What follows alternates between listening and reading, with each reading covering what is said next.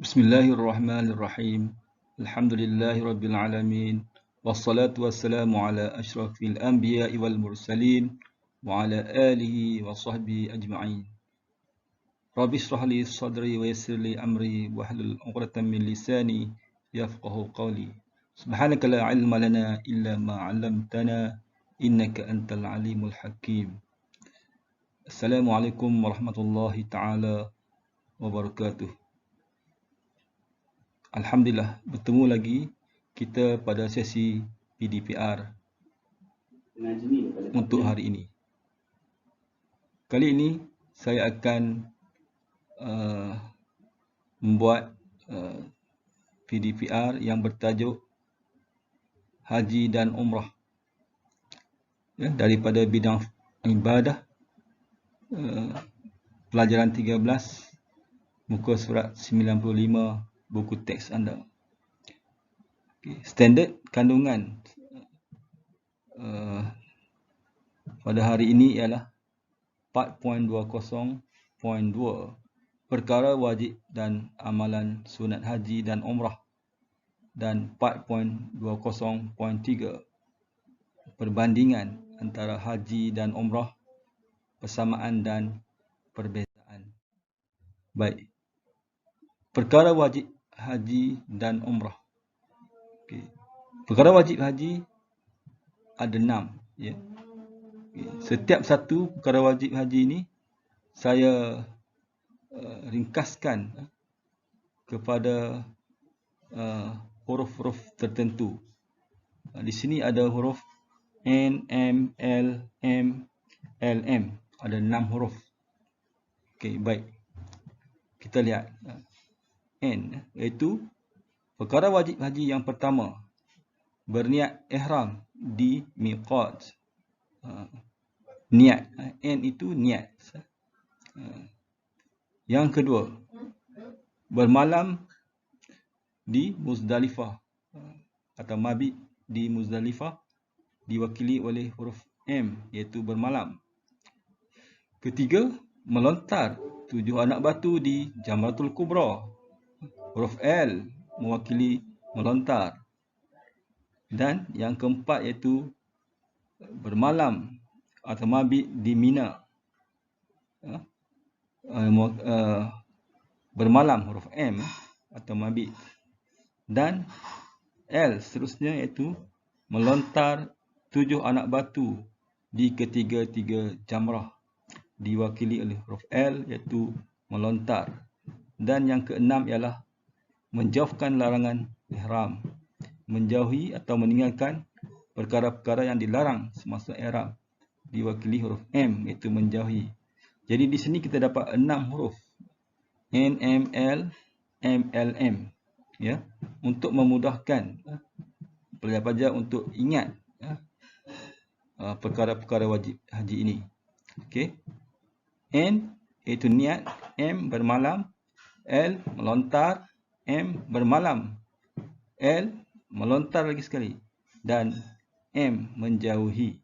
Jadi untuk memudahkan para pelajar, saya ringkaskan, saya permudahkan dengan menyusun satu ayat, iaitu yang mewakili N, M, L, M, L, M. Itu 6 huruf ini, iaitu naik motor laju, masuk longkang, meninggal. Okey. Naik mewakili niat, iaitu yang pertama, niat. Motor M yang kedua iaitu bermalam di Muzdalifah. Laju, L, lontar, Jamratul Kubra. Okey, dan seterusnya masuk longkang, M yang kedua. Okey, tadi M pertama bermalam di Muzdalifah. M yang kedua iaitu bermalam di Mina. Okey, dan longkang L yang kedua iaitu melontar ketiga-tiga jamrah. Dan M yang terakhir ialah meninggal. Okey, iaitu meninggalkan atau menjauhi perkara-perkara yang dilarang semasa ihram. Jadi untuk pelajar-pelajar mudah untuk mengingat ke-6 perkara wajib haji ini, maka pelajar-pelajar digalakkan untuk menghafal ayat yang saya buat ini. Ataupun pelajar boleh ubah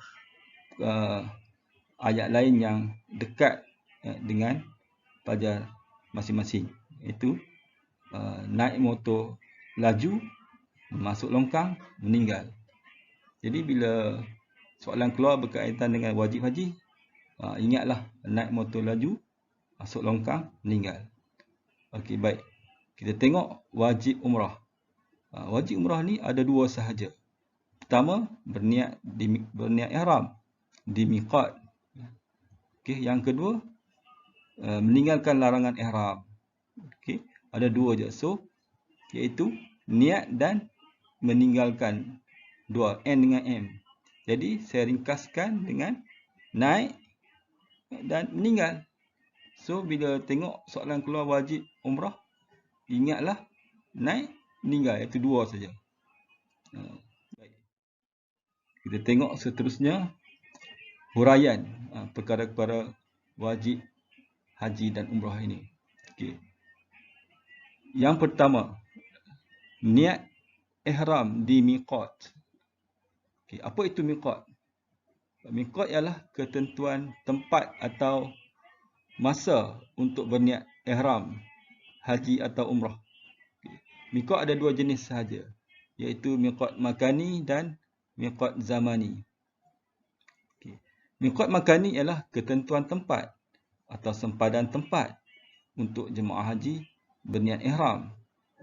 Dan miqat zamani ialah ketentuan masa untuk jemaah haji untuk berniat ihram. Berniat ihram haji bermula 1 Syawal sehinggalah ke masuk waktu subuh 10 Zulhijjah. Itu miqat zamani. Baik. Okey. Kita tengok seterusnya. Miqat makani. Okey, miqat makani bagi jemaah haji yang datang daripada luar kota Mekah.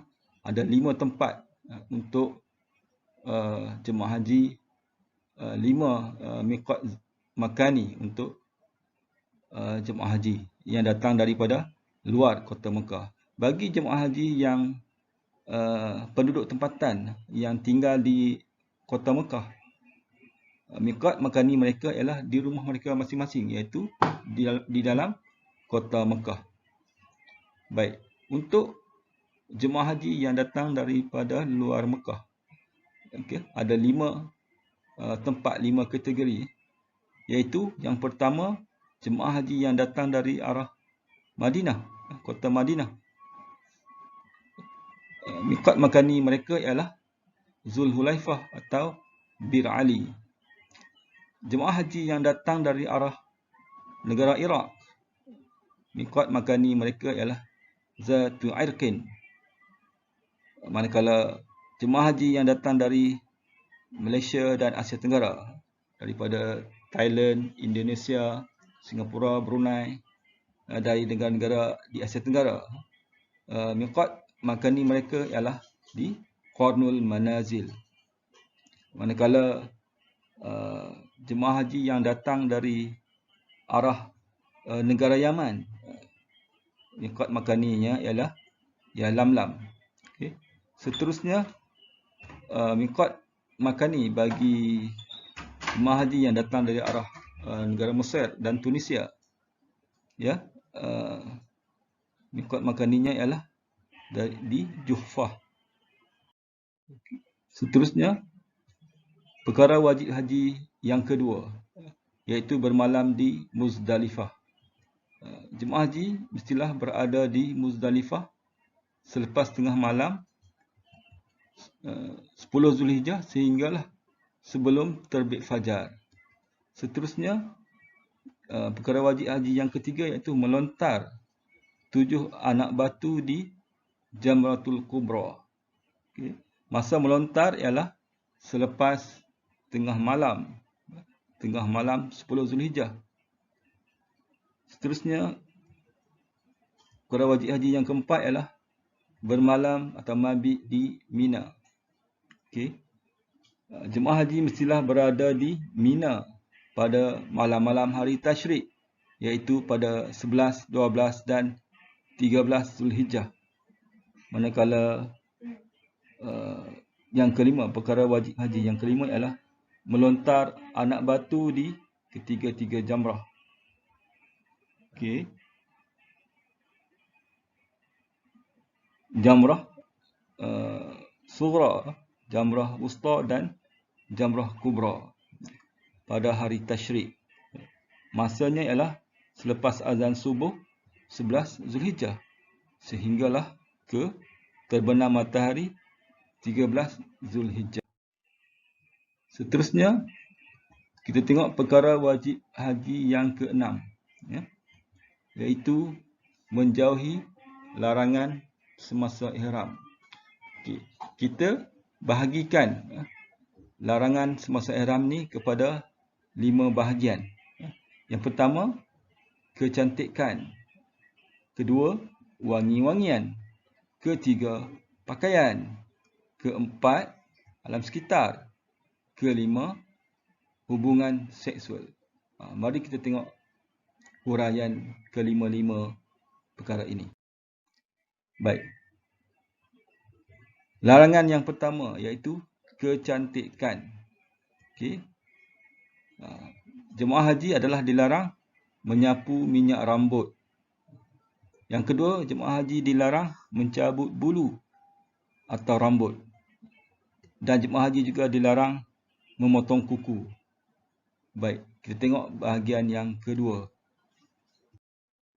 Kedua, iaitu wangi-wangian. Okey, wangi-wangian. Okey, dari segi pakaian, tidak boleh pakaian badan tidak boleh diletakkan wangi-wangian. Malah menghidunya pun adalah dilarang. Okay, baik. Kita tengok larangan yang ketiga. Okay, larangan yang ketiga ialah pakaian. Okay, pakaian bagi lelaki.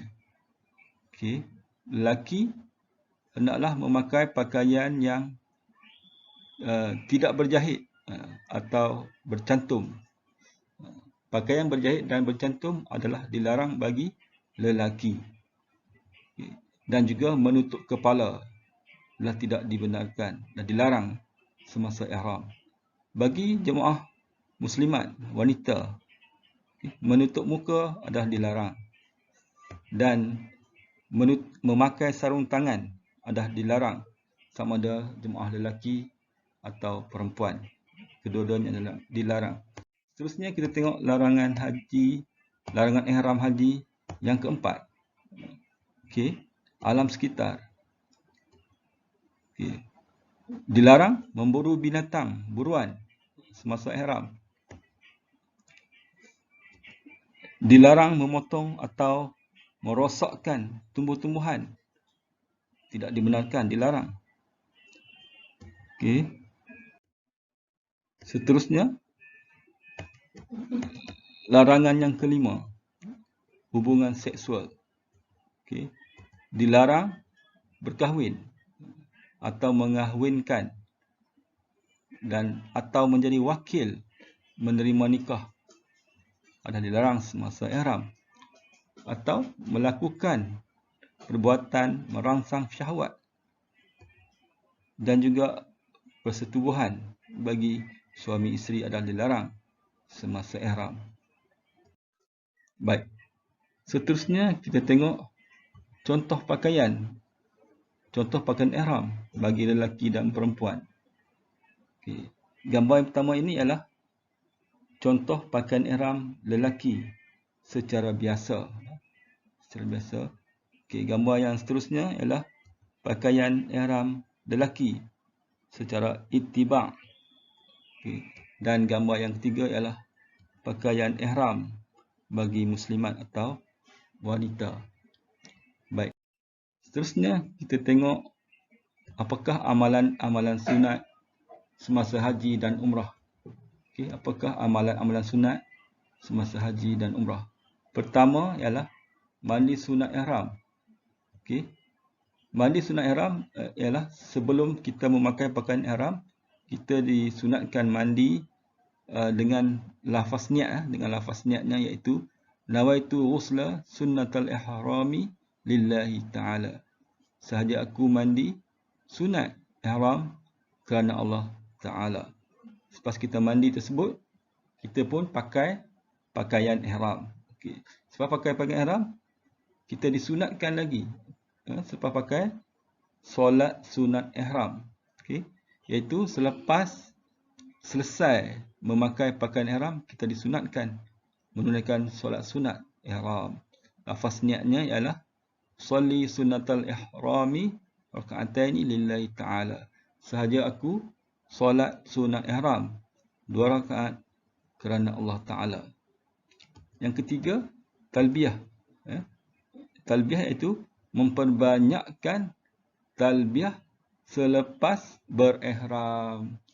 Okay, selepas pakai ihram tu kita disunatkan memperbanyakkan bertalbiyah, iaitu labbaik Allahumma labbaik labbaik la syarika lak labbaik la syarika lak labbaik innal hamda wan ni'mata lak wal mulk la syarika lak. Yang bermaksud hamba-Mu datang menyahut panggilan-Mu ya Allah. Okay, 3 kali ya. Hamba-Mu datang menyahut panggilan-Mu ya Allah. Okay. Tiada sekutu bagi-Mu. Hamba-Mu datang menyahut panggilan-Mu. Sesungguhnya pujian dan nikmat adalah milik-Mu. Begitu juga kerajaan-Mu. Tiada sekutu bagi-Mu. Seterusnya, amalan sunat yang keempat ialah mengutip anak batu di Muzdalifah. Kita mengutip 7 anak batu di Muzdalifah pada 9 Zulhijjah untuk melontar di Jamratul Kubra pada 10 Zulhijjah. Seterusnya yang kelima ialah solat sunat selepas tawaf.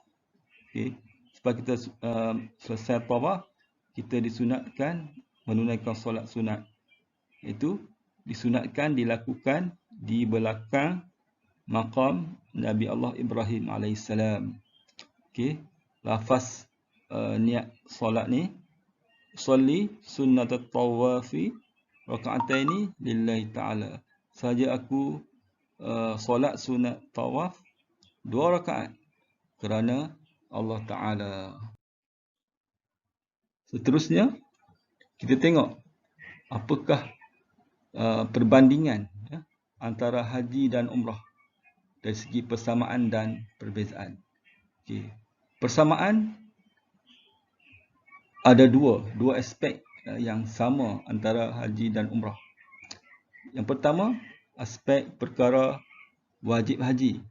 Wajib haji iaitu larangan ihram. Sama, larangan ihram yang saya terangkan tadi terpakai untuk haji dan umrah. Mempunyai miqat makani persamaannya. Seterusnya, persamaan yang kedua ialah dari segi rukun.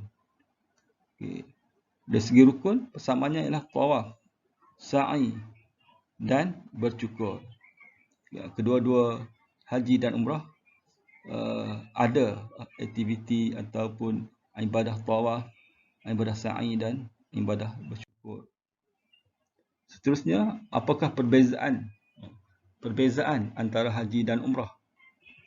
Kita tengok apakah aspek-aspeknya. Dari segi aspek waktu, Okey, haji dikerjakan pada bulan-bulan haji sahaja. Okey, bulan lain tidak sah. Manakala umrah boleh dilakukan pada bila-bila masa.